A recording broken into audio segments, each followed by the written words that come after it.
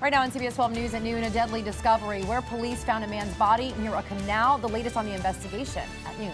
Also ahead at noon, honoring Elena's memory, what Parkland father Ryan Petty is doing to protect other students. And the Delray Beach tennis phenom has her second match at Wimbledon today. We're live at her family's diner for their watch party. And it's a hot afternoon and showers have already begun to pop up. Lauren Oleski tracking the rain, heat, and 4th of July forecast. CBS 12 News starts now with breaking news. And breaking right now, Port St. Lucie police are investigating a body found. The discovery was made on Southwest Becker Road between I-95 and US 1. Thank you for joining us. I'm Matt Lincoln. And I'm Terry Hornstein in for Ashley. Police say the man's body was found just before 7:30 this morning. Port St. Lucie police detectives say the body was found in a wooded lot feet from the canal. They're now working to determine if foul play was involved in his death. Anyone with information is asked to contact police. CBS 12 News first brought you this breaking story with a push alert right to your phone. For immediate updates, just download our CBS 12 News app. It's free. Let's take a live look right now at the brand new Port St. Lucie Convention Center camera. Oh, yeah. This is a new camera. This is a new view that we're like bringing it. to you. There are a few clouds blanketing the sky, and to the west, a heat advisory in effect for Okeechobee County right now. Yeah, let's check in with meteorologist Lauren Oleski. Back to you guys. That was great, Matt. He knows, he's listening. Here's a live look outside for you right now. We're looking northeast from the airport camera. Looks mostly clear, but if you look west, yes, there are a few more clouds for some of our inland communities, and I'm already tracking some showers. Got some heavy downpours out there right now. Most of the activity down in South County, right along and west of I-95 near Delray Beach. This extends towards Military Trail. And this all kind of extends southwest to 441 down in West Boca near the Hamptons of Boca Raton and Sandalfoot Cove there. Little shower as well up near Aberdeen. And then a small little downpour right along I-95 in Indian River County. So I'm not seeing any lightning strikes in our area. There are some thunderstorms, though, down in Fort Lauderdale. So if you're heading south into Broward County, you might encounter some stronger storms down there. At 2 o'clock, we're likely going to see a few more showers, and a lot of the storms are going to start pushing inland throughout the day. We'll take a closer look at the timing on these, the threats some of these storms could bring, and of course, that all-important 4th of July holiday forecast. That's ahead, coming up soon. Matt, Terry. New at noon, a father who lost his child during the Parkland massacre last year will become an honorary school guardian. Ryan Petty's 14-year-old daughter was one of the 17 killed. Petty will complete all the classroom and firearms qualifications to be an honorary Polk County school guardian. Sheriff Grady Judd says his department is more than happy to help him fulfill his desire and his dream to honor his daughter's memory.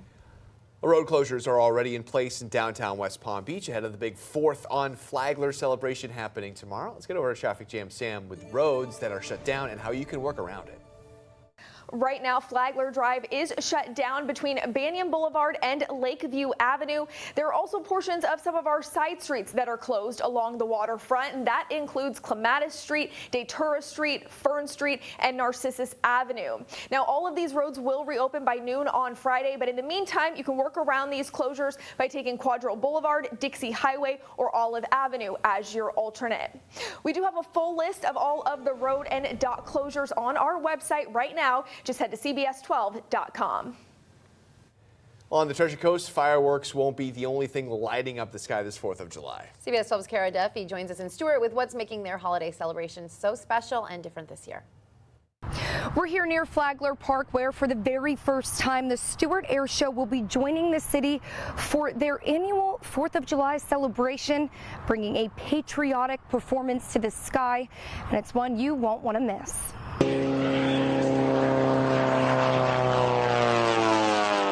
This 4th of July will look and sound a bit different in Stewart. Pilot performers roaring red, white, and blue as they fly over Flagler Park. Something you don't see every day. The closest air show from us probably is Fort Lauderdale or Vero. So it's kind of a nice little different thing that we're doing for the community, and I think they're going to be really excited. The aerial acrobatics display will take place Thursday evening from 6 to 7:30. Then around 8, the pilots will pose for pictures with the crowd before the fireworks get underway at 9. We do music to the fireworks, and sometimes that's hard to hear, so there is an app from J&M Displays. You can download their app, that's what it's called, J&M Displays, and you can listen along to that music, that patriotic music that'll be playing with the fireworks. For more information on flying over Flagler Park, you can head over to our website, CBS12.com. For now, reporting in Stewart, I'm Kara Duffy, CBS 12 News. And if you plan to celebrate the 4th in Boynton Beach, there will be a designated pickup and drop-off location for Uber and Lyft. It will be at the Harvey E. Oyer Jr. Park on North Federal Highway.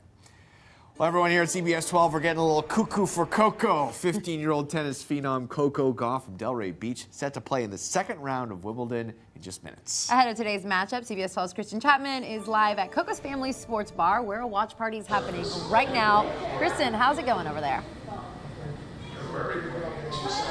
Oh, Terry, the vibe here is so excited. We still have another 30 minutes until she actually goes on to play in Wimbledon. That's, of course, in London.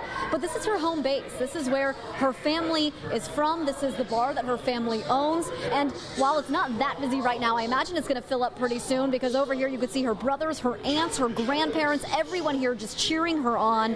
As for her parents, of course, they're in London with her, both athletes themselves. Now, Coco's mom was a track star at Florida State, and her dad played basketball at Georgia State. Coco, of course, has another fierce competition today. She's only 15 years old, playing against an experienced opponent who's exactly twice her age. But she proved her skills on the court Monday, beating her idol Venus Williams in the first matchup. Again, that match starts at 12:30 today, and we are all here in Delray, of course, cheering her on. Reporting live, Kristen Chapman, CBS 12 News. Can't wait to see if she can do it again. Kristen, thank you. Well, coming up ahead at noon, the immigration investigation. The head of DHS launching the investigation into reports of Border Patrol agents making inappropriate comments on social media. And fire up that grill. What you need to know before you start to barbecue this 4th of July. And I'm already tracking some showers. Got a few downpours that have begun developing. I'll let you know when we could see a few storms later today. That's ahead. Back, here's a look at our Sky Team 12 drone shot of the day. This video is from Taylor Creek, Okeechobee. Tomorrow, many of you are going to be firing up the grill for the 4th of July, Independence Day, #1 grilling holiday in the U.S. That's according to the Barbecue Association. McCrae's backyard barbecue owner Derek McCrae says safety should be a top priority when attempting to hit the grill. You want to make sure that you got some water, a fire extinguisher around your grill. You always want to check your temperatures on your meats. If you're doing ribs, you want to be at 165 degrees or better and have a thermometer to go inside of the meat so that the meat comes out right. Derek says if you do leave your grill, always have someone manage it while you're away, and of course, wash your hands. Oh my gosh, all that food he was cooking looks so good. In your consumer news this noon, fireworks sales are expected to top $1.3 billion this year. That's a lot of fireworks. Yeah, that's a lot of fireworks. That's according to the American Pyrotechnics Association. Who knew they had an association? The fireworks business receives most of its revenue in the lead up to the 4th of July holiday. And that revenue has surged recently between consumer purchases and display fireworks, which are used in many fireworks display shows. Well, the U.S. trade deficit rose to a 5-month high in May. The Commerce Department says the imbalance hit $55.5 billion. This as the tariff battle between the U.S. and countries including China and Mexico continues. The politically sensitive deficit with China reached a staggering $30.2 billion. Exports did increase due to rising demand for soybeans, aircraft, and cars, but stateside demands for crude oil and cell phones spurred the overall shortfall. Well, still ahead on CBS 12 News at noon, tensions at the border rising. The new government watchdog report now on detention facilities. And the U.S. women's team is headed to the finals of the World Cup. The company now making good on a bet. And most of us have mostly sunny skies, and of course, it's nice and hot. But I am tracking some showers and a few downpours that have begun developing across our area. Still ahead, we'll let you know what you can expect for your 4th of July holiday. That's next. Proud partner of the CBS 12 News Network, the one to turn to.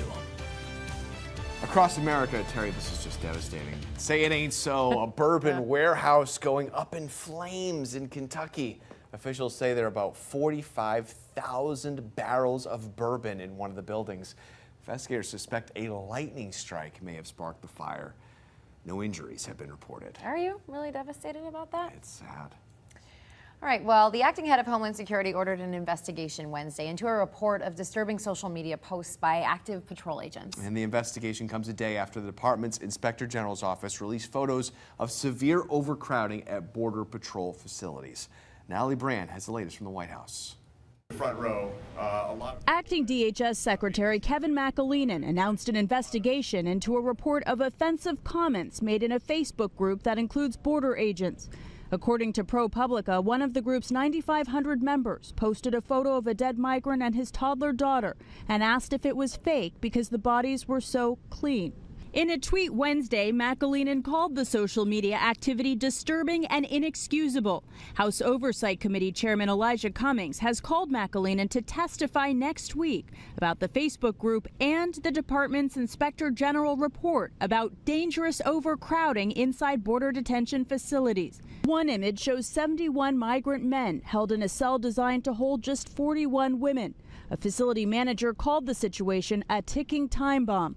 The incoming president of the American Academy of Pediatrics toured 2 facilities last week. When they opened the door, the first thing that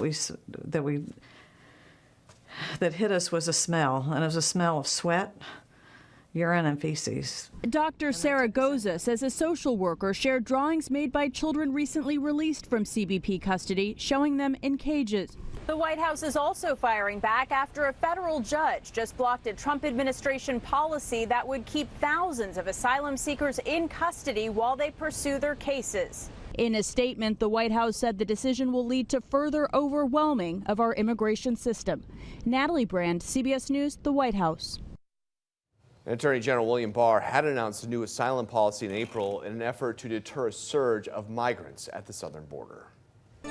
Okay, Lauren, so tomorrow's the 4th. Yep. It's been really hot out today, but you're tracking some rain out there. Right, got a lot of rain outside right now in some areas. We're looking okay tomorrow, but everyone's going to be running around outside for the 4th of July.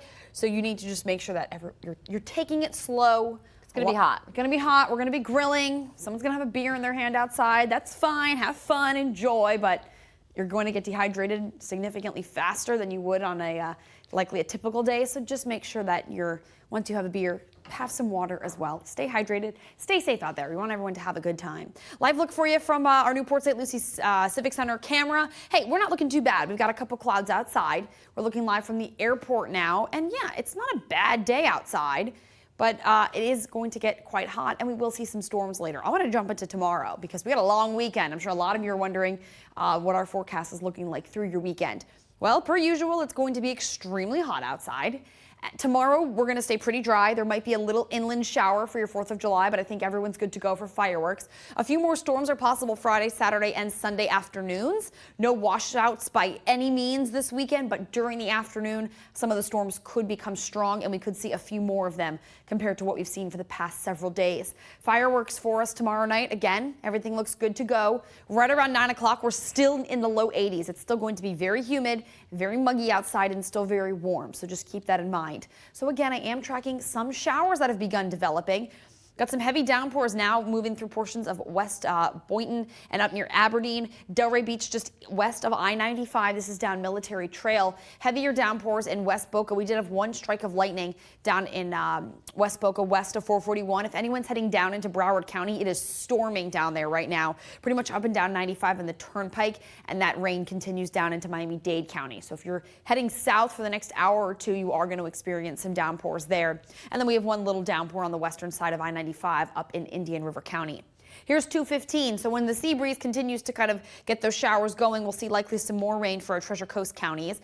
3:15, little isolated storms. So you'll notice the coverage of all the rain isn't very widespread, but some of the storms, even though there might be one or two of them, could become very strong. 5:20 later today, most of the coastline is dry at that point, and then those storms are developing inland. You'll want the rain today. It will definitely help with all of the heat that we have in place out there. Overnight, we stay dry because once the sun goes down, we lose the support for all of the rain. We'll start off tomorrow pretty dry. Again, a little inland shower is possible during the afternoon tomorrow, but this is a look at 10 o'clock tomorrow night. We're going to be dry and look pretty good for fireworks. Let's look at our temperatures right now. We are rising quickly. It's 93 in Jupiter and in Wellington right now, 91 in Port St. Lucie and Belle Glade. Vero Beach, you're at 90 degrees. Remember, Okeechobee County, you are under a heat advisory until 7 o'clock tonight. If anyone is heading out and about this afternoon, out towards the West Coast, Fort Myers, Tampa, up to Orlando, there are heat advisories across much of the state today. So just keep that in mind, travelers.